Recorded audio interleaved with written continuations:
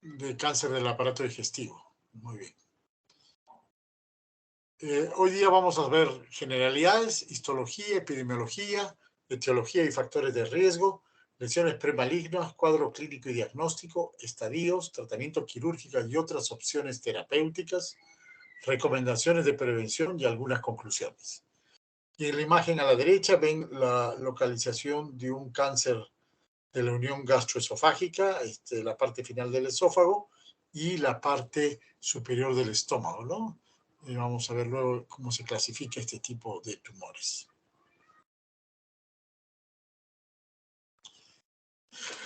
Siempre es bueno recordar la historia para pensar que hemos llegado donde estamos después de mucho esfuerzo, de muchas luchas y para entender cómo ha ido evolucionando la medicina y la ciencia. Eso también nos da algunas ideas para nosotros poder aplicarlas.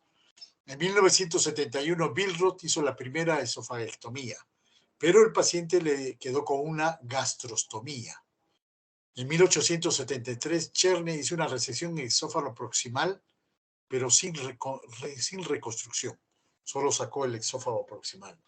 En 1913, George Gray Turner hizo una resección transhiatal, es decir, por el abdomen, a través del hiato esofágico, sacó todo el esófago y el paciente logró sobrevivir, ¿no? En la foto están ustedes viendo el paciente operado por Cherney, cómo pudo sobrevivir a la operación que le hicieron en 1913, fíjense. Frank Torex, el que lo ven en la imagen, hizo la primera resección transtorácica exitosa, es decir, sacaron todo el esófago por el tórax, lo cual permite sacar mejor los ganglios. En 1933, Oshawa publicó 106 pacientes con toracotomía izquierda y anastomosis en el tórax. Y todos estos éxitos permitían que el paciente siga comiendo por la boca. En 1943, Ivor Lewis dio una nueva forma de abordaje al tórax. Hizo una laparotomía abdominal, toracotomía derecha, ¿no? Y de esta manera tenía un mejor acceso y control de la enfermedad. Y en 1972, McKeown hizo un abordaje por 3 vías, es decir, aparte de la laparotomía, la toracotomía y una anastomosis cervical. Y desde 1990, De Paulo hizo la primera cirugía laparoscópica del esófago, ¿no? Lo cual dio un gran avance a estas técnicas. Por definición, el esófago comienza, se define como tumor de esófago aquel tumor que empieza en el revestimiento interior del esófago y se disemina hacia afuera hasta las otras capas a medida que crece. Es uno de los tumores más agresivos, de diagnóstico tardío y con pobres resultados. El esófago empieza debajo de la tiroides, en la unión esófago-esfinteriana aquí, y tenemos 3 partes. El esófago cervical hasta el manubrio esternal, el esófago torácico y abajo la unión gastroesofágica. Hay algunas distancias, que estas son las distancias en centímetros, que es una guía porque el endoscopista no va a decir hay un tumor a 20 centímetros, a 30, 35, 40 centímetros. Entonces tenemos que saber que el esófago empieza a los 15 centímetros, a los 20 centímetros ya empieza el esófago torácico, ¿no? El esófago torácico también tiene 3 partes, en la parte superior, que es hasta los 25 centímetros, o la desembocadura de la vena ácidos, el esófago torácico medio, que es hasta los 30 centímetros o a la altura de la vena pulmonar inferior. Y después viene el torácico inferior, que va hasta los 40 centímetros, y después viene la unión gastroesofágica.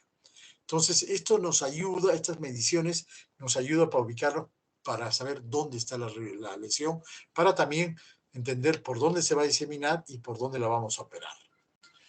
El cáncer de esófago es el 8º cáncer más frecuente y la 6ª causa de muerte.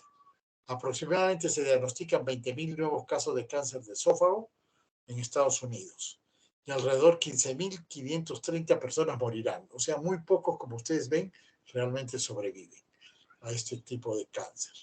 Nuevamente recordamos las partes del esófago cervical, torácico superior, torácico inferior y la zona del cardias, ¿no? que está alrededor de los 40 centímetros, va hasta los 42. Los centímetros, como les mencionaba, es importante.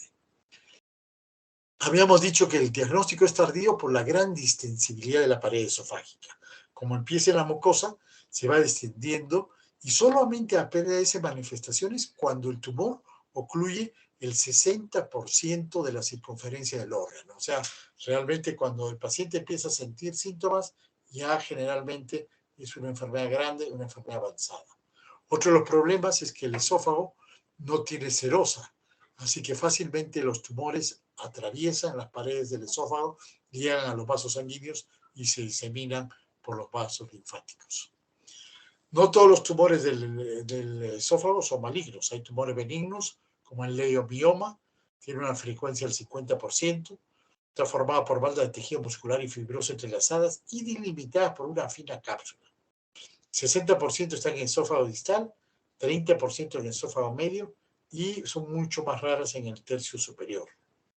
También hay el pólipo fibrovascular o el tumor de Abrikosov, que es un mioblastoma. Entonces, como ven ustedes en la imagen, de la parte muscular se forma un tumor benigno, son células granulares, es un mioma mioblástico, también llamado mioblastoma granular, y está formado por células de Schwann. Estos son todos benignos. Pero el 95, los malignos son los más frecuentes. Y 95% de los malignos, es decir, la mayoría, son carcinoma epidermoide y adenocarcinoma. En las últimas décadas hay un notable aumento del adenocarcinoma. Hasta 1960 los epidermoides eran el 90%, pero en el 2012 los epidermoides han bajado, son solo el 87%. De la ubicación del tumor también depende la histología. Fíjense, la epidermoide es más frecuente en el tercio superior y hasta el tercio medio. Y empieza a disminuir en el tercio inferior. En cambio, los adenocarcinomas empiezan a aumentar en el tercio inferior. Son muy raros en el tercio superior, medianamente frecuentes en el tercio medio y en el inferior llegan hasta el 67%. Hay otros tumores que constituyen el 100%, que son más raros, las células claras, los sarcomas, el melanoma, linfomas, incluso coriocarcinoma, pero en muy poca porcentaje. Este es un caso de un melanoma amelanótico, que salió, ustedes lo pueden ver ahí en el esófago, una mujer de 66 años, tiene 3 meses de molestias intermitentes en la región retroesternal, sensación de opresión que se irradia al cuello y aumenta al hablar y al tragar, esos son los síntomas principales. Hicieron una biopsia y salió un melanoma primario de esófago.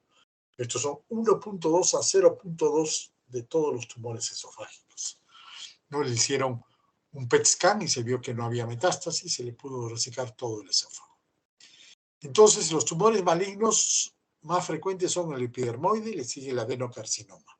Y de ahí las otras estirpes mucho más raros, ¿no?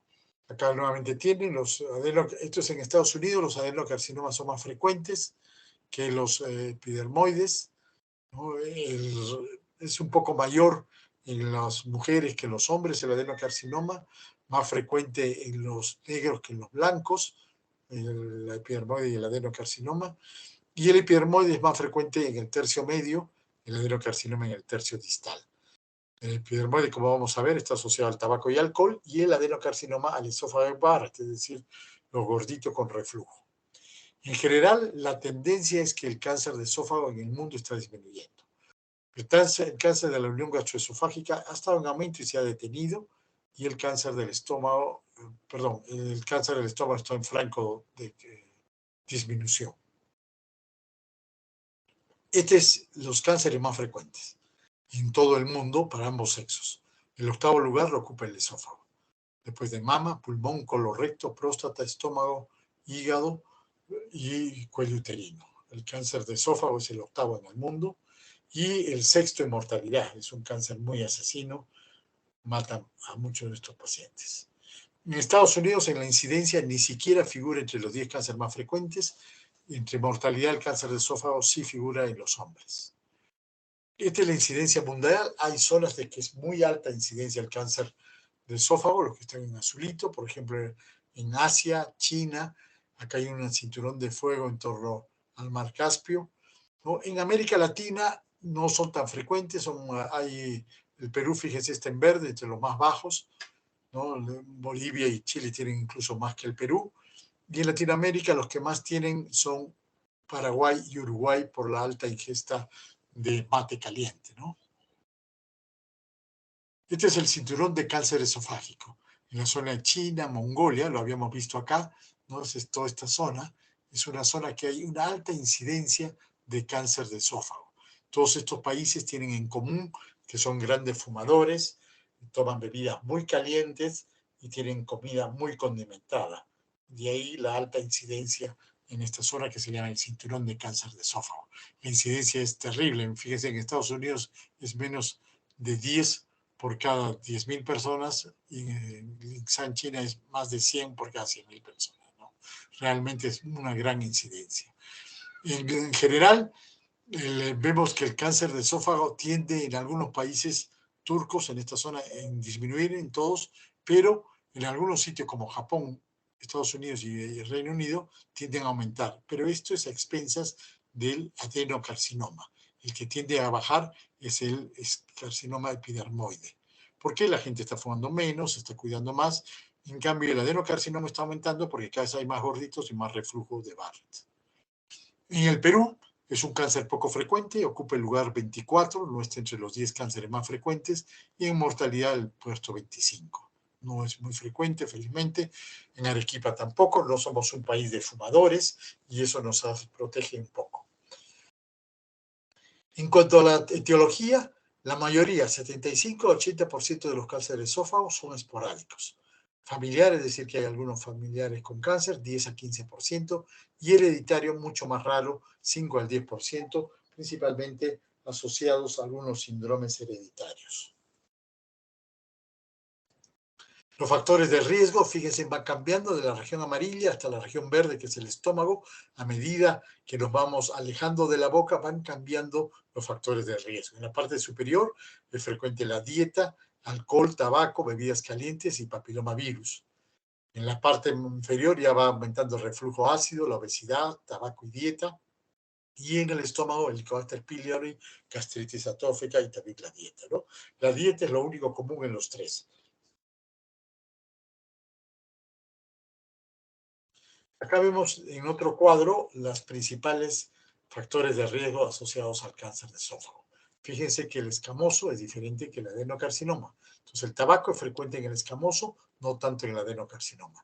El alcohol, una asociación peligrosa, alcohol y tabaco para el cáncer epidermoide de esófago. El esófago va, el reflujo gastroesofágico y obesidad están relacionados íntimamente con el adenocarcinoma en el tercio distal del esófago. La pobreza es frecuente en el carcinoma escamoso, no así en el adenocarcinoma. La esofagitis cáustica, intento de suicidio, más frecuente en el tercio medio y superior, que produce carcinoma epidermoide. La tilosis, Plummer-Vinson, son síndromes hereditarios que están asociados al carcinoma epidermoide. Los cánceres de cabeza y cuello también están asociados al carcinoma epidermoide. Haber recibido radioterapia por cáncer de mama, por ejemplo, afecta a los dos, al tercio medio del esófago, tanto epidermoide como adenocarcinoma. Consumo de alimentos calientes asociado al carcinoma epidermoide y dietas pobres en vitaminas o ricas en nitrosaminas asociadas también al cáncer epidermoide, más no adenocarcinoma. La dieta como factor de riesgo tenemos que ver qué tipo de dieta. Y se refiere principalmente a dieta con alto contenido de nitrosaminas, encurtidos, parrillas, eso es lo que tiene altas nitrosaminas. También el cáncer de esófago está asociado al mascar nueces de areca o de betel, cosas que no hay en nuestro medio y que sí hay en el lejano oriente y en esa zona donde hemos visto que es el cinturón de alta incidencia de cáncer de esófago. Las bebidas calientes, té o más de 65 grados, fíjense, realmente muy calientes, como suelen tomar el mate en algunos países de Latinoamérica. Exceso de carnes rojas, especialmente parrillas, deficiencia de zinc, se ha asociado a la baja ingesta de folatos en la dieta. Metaanálisis obsesional mostró dieta elevada en frutas y verduras, reduce el riesgo de cáncer de esófago. Por lo tanto, es aconsejable comer muchas frutas y verduras. Esto es interesante. Fíjense, el cáncer de esófago es el cáncer no respiratorio más común asociado al consumo de cigarrillos. A mayor cantidad de cigarrillos, mayor cáncer, ¿no? De pulmón, de vías respiratorias y de esófago. Otros factores asociados a la herencia es la tilosis, es una síndrome que se llama queratodermia palmoplantar, se ponen duras la palma y las plantas del pie, es una enfermedad dominante y que produce un riesgo hasta el 95% a los 70 años de hacer cáncer de esófago. Otro es el síndrome de Plummer-Vinson, que se ocasiona más que todo en mujeres adultas. Tienen una triada que se caracteriza por disfagia, anemia ferropénica y membranas esofágicas. Estas membranas esofágicas hacen que se detenga la comida ahí y puede producir más fácil que se produzca retención e irritación. Hay alteraciones epiteliales en este síndrome, como uñas en coileoniquia, como se observa en la imagen, en la parte de acá abajo, fragilidad del cabello, glositis atrófica y estomatitis. Estos son todos los síndromes genéticos, ¿no? De cáncer de esófago. Aquí está lo que hablábamos, la tilosis, el síndrome epidermolítico palmoplantar, otro síndrome más raro de Howell-Evans, que se sabe qué gen es el que lo transmite, cómo es el tipo de lesión, ¿no? Una herencia autosómica dominante y las recomendaciones de despistaje. Hay familias que tienden a tener esófago de Barrett, ¿no? Todavía no se ha identificado los genes que la clasifican, pero se sabe que es una herencia autosómica también dominante. El síndrome de Bloom, ¿no? Que está relacionado a estos tumores, y los otros tumores Fanconi y otros. Todos los pacientes que tienen estos factores hereditarios tienen que tener despistaje con endoscopía y biopsias mucho más frecuentes. Las enfermedades premalignas que predisponen al cáncer de esófago es primero la esofagitis y el reflujo gastroesofágico. Son dos enfermedades que clásicamente se han relacionado al cáncer de esófago. La esofagitis está asociada al consumo de tabaco, alcohol y mate, porque la inflamación crónica lleva a una displasia.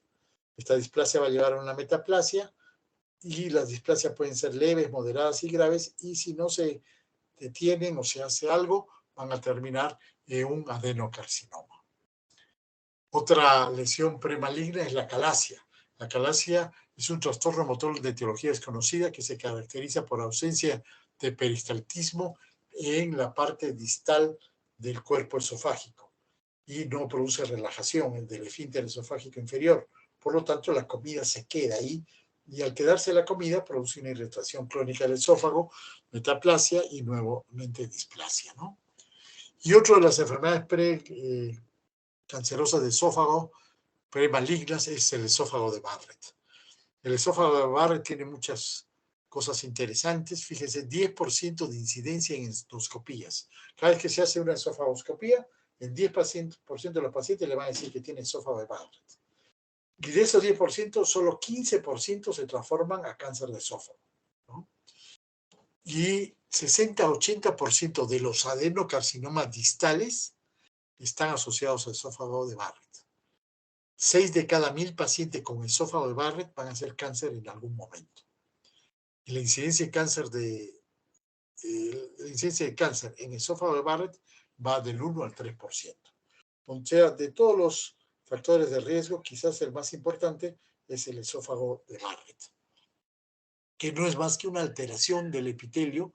El epitelio, cuando empieza a transformarse, se empieza a desdiferenciar, produce estas lesiones globulosas, que es lo que se produce, se llama esófago de Barrett, y se ve así, como un cambio de coloración, ¿no? La mayoría de los esófagos de Barrett son asintomáticos. 50% de los esófagos no tienen síntomas de reflujo gastroesofágico. 95% del adenocarcinoma de esófago no han tenido diagnóstico previo de esófago de Barrett. Entonces, como ven, es por eso existen los paradigmas del esófago de Barrett. Tampoco es que un paciente va a tener esófago de Barrett, ya de hecho va a tener cáncer de esófago, ¿no? 80% de los adenocarcinomas de esófago no tienen diagnóstico previo de reflujo gastroesofágico. Y no hay evidencia que el diagnóstico endoscópico del reflujo gastroesofágico mejore la detección de esófago de Barrett previo a un adenocarcinoma de esófago. Como sí ocurre en otros órganos, vamos a ver que la detección de pólipos en colon sí disminuye la incidencia de cáncer de colon. 95% de los esófagos de Barrett mueren por otras causas que no son adenocarcinoma de esófago. Entonces, podemos concluir que no hay evidencia que la cirugía antirreflujo disminuye el reflejo del esófago de Barrett. Entonces, todos los que dicen vamos a hacer cirugía antirreflujo, vamos a tratar de disminuir el esófago de Barrett para evitar el cáncer de esófago, no es realidad. La realidad no ha demostrado que esto suceda. Y ahí tienen las citas bibliográficas.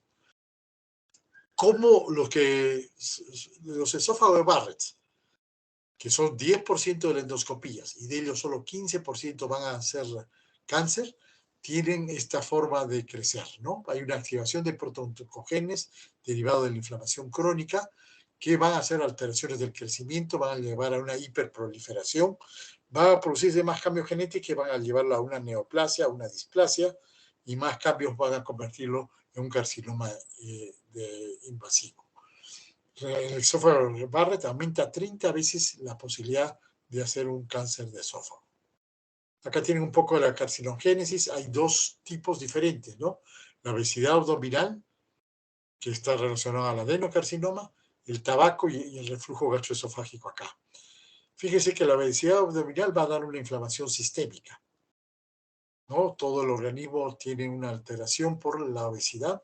El tabaco también va a actuar sobre esta inflamación sistémica, pero también va a producir una inflamación crónica del tejido esofágico, como lo hace el reflujo gastroesofágico.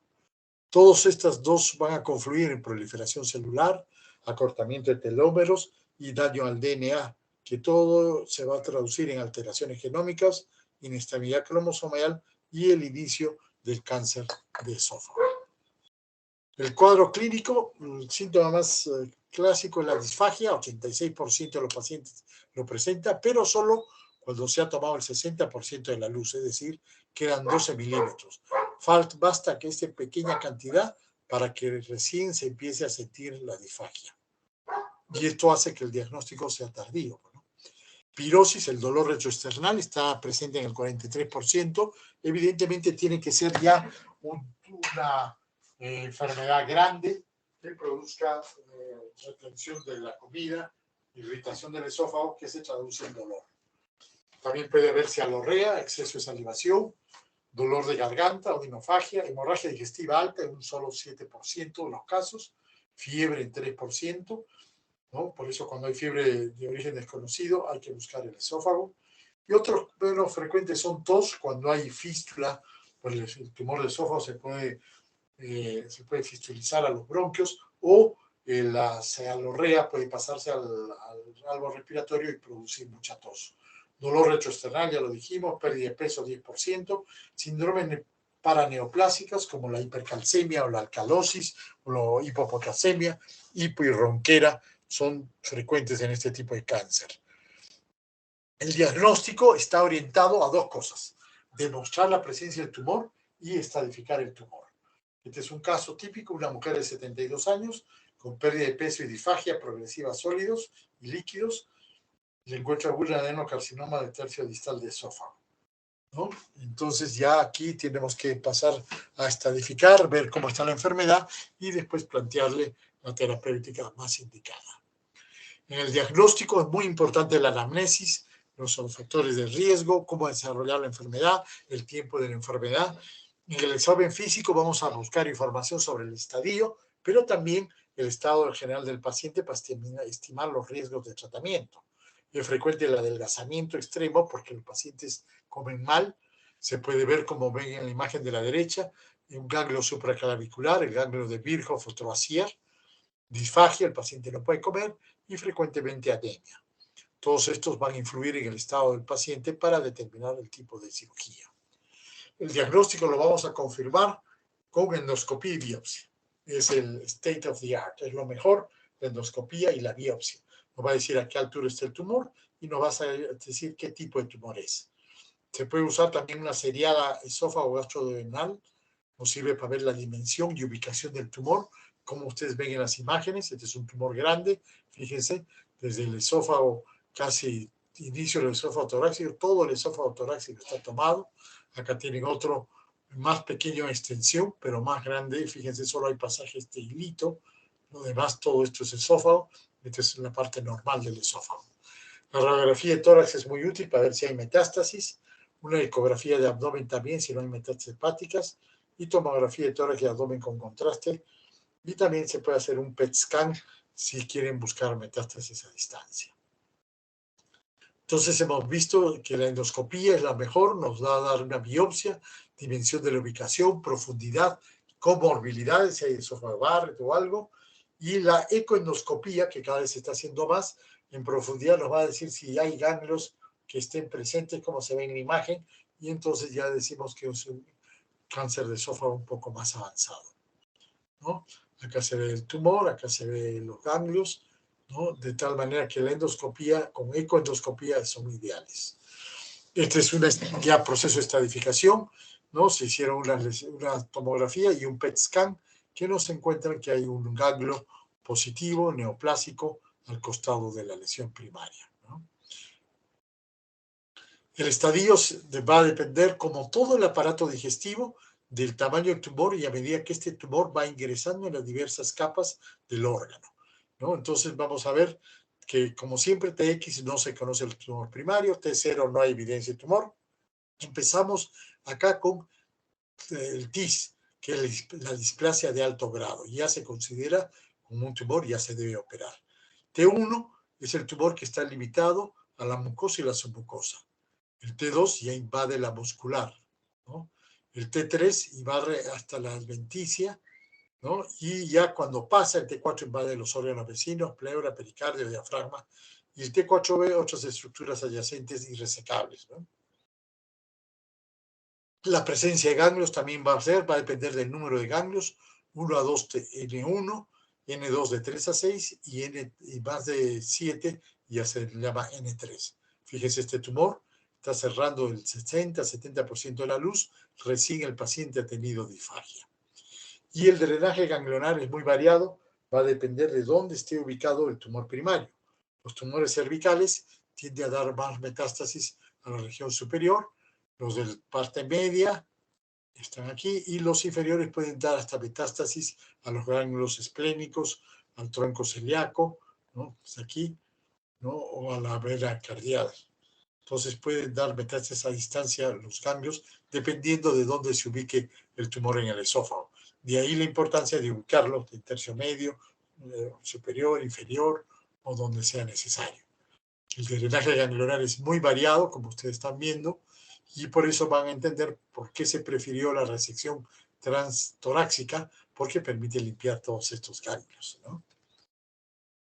Y la presencia de metástasis a distancias, que ya nos indica enfermedad francamente avanzada, sistémica, que ya requiere otro tipo de tratamiento, ¿no? El lugar más frecuente de metástasis es al hígado, pulmón, óseas, adrenales y al cerebro.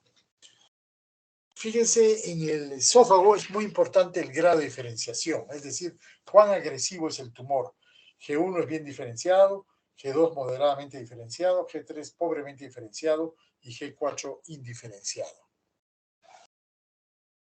Y la localización también es importante, como les estaba mencionando desde el comienzo: alto, con el esófago cervical hasta el borde inferior de la vena ácidos; medio, del borde inferior de la vena ácidos al borde inferior de la pulmonar; y bajo, del borde inferior de la vena pulmonar hacia el esófago. La estadificación va a depender, fíjense, de que si es un carcinoma epidermoide, como está aquí, o si es un adenocarcinoma. Entonces, fíjense qué importancia es la histología de este tumor. Entonces, vamos a ver aquí la carcinoma epidermoide y aquí el adenocarcinoma. Entonces, en el epidermoide, solamente son curativos hasta el estadio 2A, es decir, un tumor que puede abarcar casi todo el esófago, pero sin ganglios, sin metástasis, hasta estadio 2 o 3 y hasta el tercio inferior, ¿no? En el tercio medio también, pero lo importante es que no tenga ganglios, ¿no? Que no tenga ganglios. Ya cuando empieza a tener ganglios o está en el tercio medio o superior, ya se vuelve irresecable. Fíjense, todos estos de acá ya no son resectables. Acá con ganglios con mayor razón, y si tiene metástasis, por supuesto. Todos estos van a ser sujetos a tratamiento paliativo. Por lo tanto, en un cáncer epidermoide, a partir del estadio 2B, no hay tratamiento curativo. Todo esto es tratamiento paliativo. Solamente al estadio 2A, cuando el tumor no tiene ningún ganglio, está en el tercio inferior, puede ser curado, evidentemente sin metástasis. En cambio, cambia cuando hablamos del adenocarcinoma. Fíjese, el adenocarcinoma solamente es curativo hasta el estadio 1B. El otro era hasta el 2A, ¿no? Entonces, esto es importante que lo tengan en cuenta. Entonces, quiere decir que este es más agresivo. Evidentemente que no debe tener ganglios, ¿no? ¿No? Y fíjense, incluso el grado de diferenciación es importante, porque cuando el tumor no tiene ganglios, pero es indiferenciado, ya no es curativo. Cuando es poco diferenciado, medianamente diferenciado, sí se puede operar, ¿no? Entonces, los de acá abajo son, del 2A en adelante, son sometidos solamente al tratamiento paliativo. Acá ven nuevamente y sobre todo la sobrevida a 5 años, ¿no?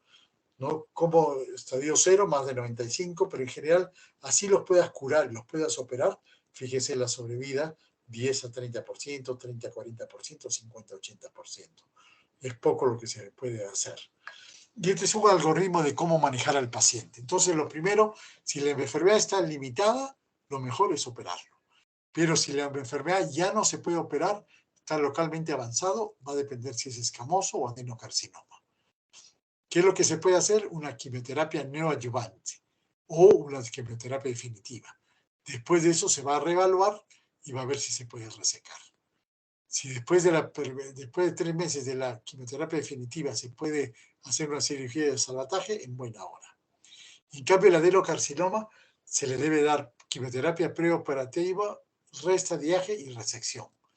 Y si no, una neoadyuvancia con quimio y radioterapia. No solo quimioterapia como este brazo, sino quimio-radioterapia y reevaluar para tratar de resecar. Lo ideal, si se quiere curar, es que se pueda resecar. Hay otras opciones de tratamiento. Habíamos dicho que el tratamiento curativo es la resección, la operación es lo mejor. El tratamiento paliativo puede ser también la resección primaria, aunque sea solo de manera paliativa. La radioterapia primaria también es otra opción. No operarlo, sino de frente a la radioterapia, especialmente si es epidermoide.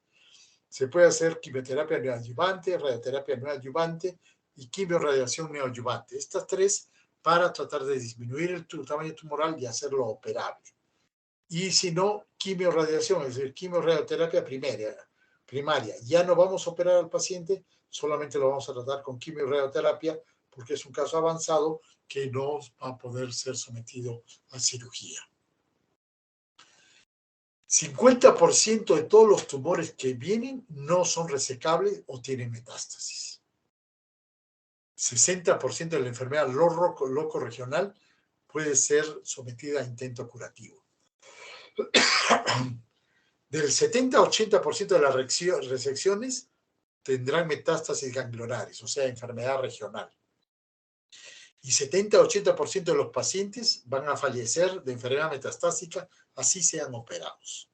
O sea, es un pronóstico bastante sombrío, ¿no? De que la imagen es una imagen de autopsia que encontraron un tumor que había perforado la pleura. Entonces, estadio 0, cirugía, gran sobrevida.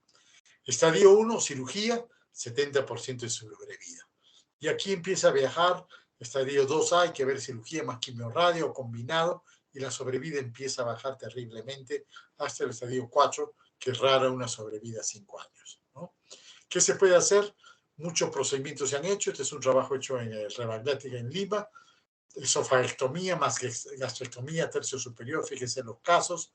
Cada vez se va operando, se va sacando más. Evidentemente, por más grande que sea la cirugía, el cáncer no se le puede perseguir con bisturí. Cuando las lesiones son muy pequeñas, hallazgos que generalmente lo hacen los gastroenterólogos por una endoscopía, por gastritis o por otra cosa, y encuentran una pequeña lesión esofágica, lo ideal es hacer una resección endoscópica. Y ponen una sustancia líquida que puede ser silocaína, cualquier cosa que levanta la lesión y después la cortan y se la resecan. La resección endoscópica es curativa. Aquí lo tienen con una pinza y le han puesto un aro abajo, porque la cirugía tiene muchas limitaciones, ¿no? Primero la edad, 60, 70 años, ya no se opera. El estado nutricional, muchos vienen muy desnutridos, se han perdido más del 10%, no es conveniente operarlos. El estado respiratorio, hay que ver la clínica, gasometría y la función respiratoria. El estado cardiovascular, concomitancias, diabetes, hepatopatías, enfermedad renal, estadios de tumor. Todas estas cosas hay que evaluar antes de operar. ¿Cuáles son las opciones quirúrgicas? ¿Qué se puede hacer? Se puede hacer una esofagectomía subtotal, o sea, sacar la mayor parte del esófago, lo que parte que esté comprometida, como ven en la imagen. Se ha sacado el tercio distal, ¿no? Por ejemplo, un adenocarcinoma de la unión gastroesofágica. Se ha usado la técnica de Ivor-Lewis, es decir, se hacen 3 cortes, uno del tórax, ¿no? Una toracotomía derecha y otro en el estómago, o una... ¿Cuál es la ventaja de abrir el tórax? Que nos permite sacar todo eso y hacer una anastomosis acá. Y esto le han hecho como un pantalón, un tubo gástrico con el estómago y lo han subido. También se puede hacer una laparotomía transhiatal. Por la laparotomía se puede sacar esta parte del esófago, ¿no? Este es otro método, la esofagectomía transhiatal. Se libera el esófago, se lo jala, se reseca acá y se hace la anastomosis. La esofagectomía total es otra alternativa, sacar todo el esófago. Se hace en casos de cáncer epidermoide proximal o de tercio medio y se usa una toracolaparatomía izquierda o una laparotomía transhiatal o laparoscópica. También se puede usar la técnica de los 3 cortes, una en el cuello para hacer la anastomosis, otra en el tórax para hacer la resección y otra en el abdomen para preparar la subida del estómago, ¿no? Acá están viendo una esofagectomía total mediante una resección transhiatal y una incisión en el tórax, en el cuello, para liberar el esófago. Se hace como un túnel y se saca todo el esófago con los ganglios. Estos son los abordajes, las incisiones que se puede hacer. La de Ivor-Lewis, una toracolaparatomía derecha con una laparotomía acá, ¿no? La de Bacon, que usa 3 campos, cervical, torácico y laparatómico. La incisión transhiatal, que se hace una incisión en el abdomen y cervical. O una toracolaparatomía izquierda, que es parecida a la Ivor-Lewis, solo que en el lado izquierdo, ¿no? Realmente se prefiere el derecho porque en este lado está el corazón y va a molestar. Esta es la que más se utiliza, la esofagectomía triincisional, que fue propuesta por McKeown, mucho más segura, permite una incisión en bloque, una linfadenectomía de 2 en ambos campos, por la incisión en el tórax, una incisión en el abdomen que va a preparar el estómago y una incisión en el cuello, ya que la anastomosis se hace aquí en el cuello, se sube el estómago hasta acá y eso asegura de que no haya fístula dentro del tórax con una mejor evolución postoperatoria. Aquí tiene una esofagectomía por toracotomía que se logró hacer. ¿Y cómo se puede reconstruir el tránsito? Con un tubo gástrico, el estómago se divide así por la mitad, ¿no? Y esta parte va a subir hacia arriba a unirse en la unión, lo que haya quedado del esófago, ¿no? O se puede hacer una I de Rux. Se cierra la parte del estómago, se saca el estómago y el esófago y se sube esto hasta el muñón del esófago, ¿no? Y también se puede transponer una asa intestinal entre lo que queda del esófago y el estómago, ¿no? Entonces se llama la operación de Perendino-Dillard. También a veces se puede poner el colon. El colon transverso se puede anastomosar al intestino y se pone arriba. Están viendo cómo se está llevando. El colon tiene una gran longitud. Abajo se anastomosa aquí los 2 pedazos de colon y no pasa nada, ¿no? Acá están viendo en vivo cómo hacemos un tubo gástrico isoperistáltico, el estómago se ha partido en 2 y se ha sumido parte del estómago hacia arriba, ¿no?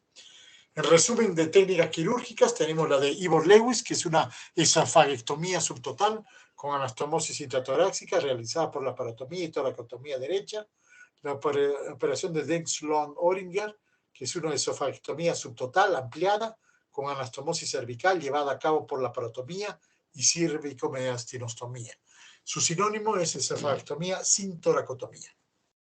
La operación de McKeown, que lo hemos mencionado varias veces porque es la más utilizada, es una esofagectomía subtotal ampliada con anastomosis cervical realizada por la paratomía, toracotomía derecha y una cervicotomía. También se le denomina resección transtorácica en 3 tiempos, y la técnica de Logan Skinner, que es la resección transtorácica del esófago, que incluye todos los tejidos periesofágicos, pleura, conducto torácico, vena ácido, pericardio, con anastomosis intratorácica, ¿no? Sinónimo de resección en bloque del esófago. Pocas veces se hace, muy agresiva y a veces con muchas complicaciones. ¿Cuáles son las complicaciones de esta cirugía? La muerte, porque el paciente puede morir durante la cirugía, puede hacer neumonías, insuficiencia respiratoria, lesión del nervio laríngeo recurrente, sangrados, fístulas quilosas, fibrilación auricular, infarto del miocardio, accidente cerebrovascular, problemas con la elastomosis, ¿no? Complicaciones gastrointestinales. Como ven, son serias complicaciones. En el trabajo que presentamos del Hospital Rebagliati, fíjense, solamente sin complicaciones la mitad de los casos, todo lo demás complicaciones, muchas de ellas de necesidad mortal. En resumen, los resultados de la cirugía de un metaanálisis de 28 series mostró que menos del 50% de los pacientes son operables y la mortalidad operatoria varía de 7.76% aproximadamente. La sobrevida a 5 años de los que se logra operar y no tiene recaída es del 22%. Realmente bastante poco para tremenda cirugía. Entonces hay que escoger muy bien a los pacientes. Estados iniciales operables, se les puede hacer quimio y radiación y después hacer cirugía. Se ha visto que tienen mejor sobrevida. Los no operados, porque enfermedad localmente avanzada en esófago, se les puede hacer quimioterapia, pero la evolución no es buena. Hay varios esquemas de quimioterapia, la mayoría basados con cisplatino y 5-fluoracilo, y algunos más complicados que aparte del 5-fluoracilo y el cisplatino, le dan etoposio, leucoglobulina, y realmente se logra alguna sobrevida un poco mayor. Entonces, cuando la mayoría de los pacientes nos van a llegar en estadio 4, estadios avanzados, sea carcinoma escamoso o adenocarcinoma, el tratamiento quimioterapia lo tienen acá, Folflox, cisplatino y irinotecan, y el adenocarcinoma se trata como si fuese una neoplasia gástrica. Esta es la parte final, que es el cáncer de la unión gastroesofágica. La unión del esófago con el estómago se comporta de una manera diferente. Se llama unión gastroesofágica cuando tenemos el tumor a 5 centímetros del cardias, ¿no? Desde 1 centímetro a los 5 centímetros se le denomina Sigwart 1. Desde 1 centímetro por encima del cardias a 2 centímetros por debajo del cardias es un Sigwart 2. Y de 2 a 5 centímetros por debajo del cardias es un Sigwart 3. Esta es la clasificación de Sigwart, acá la tienen, ¿no? Que se llama tipo 1, tipo 2, tipo 3, porque nos va a permitir plantear el tipo de cirugía que se va a hacer. Por eso al tipo 1 también se le llama adenocarcinoma de esófago distal, el tipo 2 un carcinoma de cardias, propiamente dicho, y el tipo 3 el carcinoma subcardial, ¿no? Esta es la clasificación de Sigwart, que así lo reconocen los organismos internacionales, ¿no? Y entonces, cuando es un Sigwart 1, la lesión que se localiza en el centro del tumor, desde 1 centímetro arriba hasta la línea Z, hasta 5 centímetros en sentido oral del adenocarcinoma distal. Entonces, es una resección del esófago distal y parte superior del estómago. Pero si es un tipo 2 que se localiza en la línea del cardias, no tenemos que sacar tanto esófago, pero sí más estómago. Y el tipo 3 se localiza 2 centímetros por debajo, prácticamente no necesitamos sacar casi nada de esófago, pero sí el tercio superior del estómago. La quimioterapia es de mucha ayuda porque estos tumores fácilmente hacen metástasis para los ganglios y la quimioterapia ayuda a controlarlo. Se hacen neoadyuvantes, es decir, antes de la cirugía, para disminuir el tamaño tumoral y disminuir la carga de cáncer. Se puede usar también radioterapia, que es curativa en tumores menores a 5 centímetros, no obstructivos, sino circunferenciales, y tiene una sobrevida de 15 a 20%, casi igual a lo que se logra con la cirugía, pero pues, evidentemente con mucha menos morbilidad para el paciente.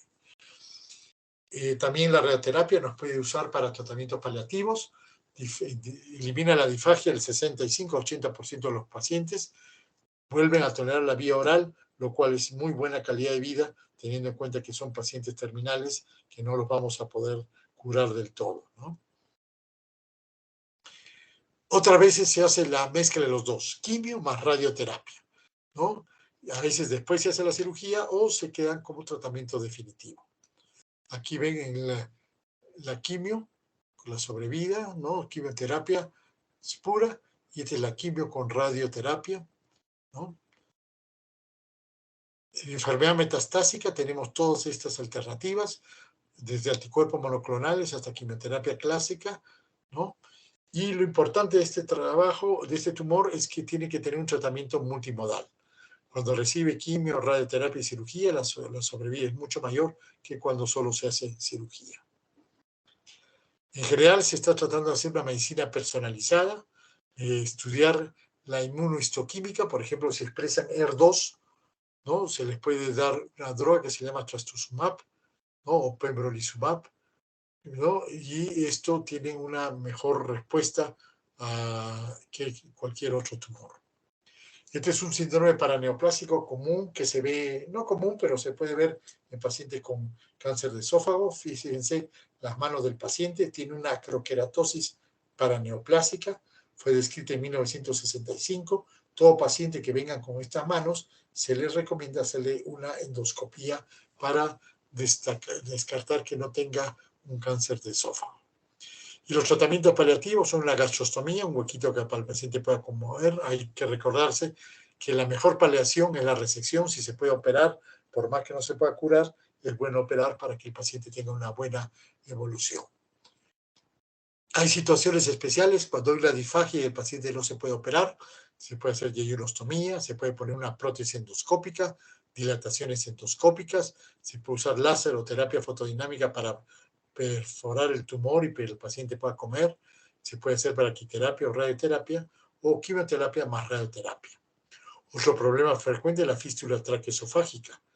En ese momento lo que se puede hacer es quimioterapia aislada o quimioterapia con radioterapia, por ejemplo con carboplatino y paclitaxel, o se puede poner una prótesis endoscópica. Es una situación bastante compleja la fístula traqueosofágica. Hay complicaciones también en el tratamiento paliativo. Fíjense, esta prótesis se perforó acá y el paciente falleció. Entonces, todo este es un resumen de las opciones paliativas, ¿no?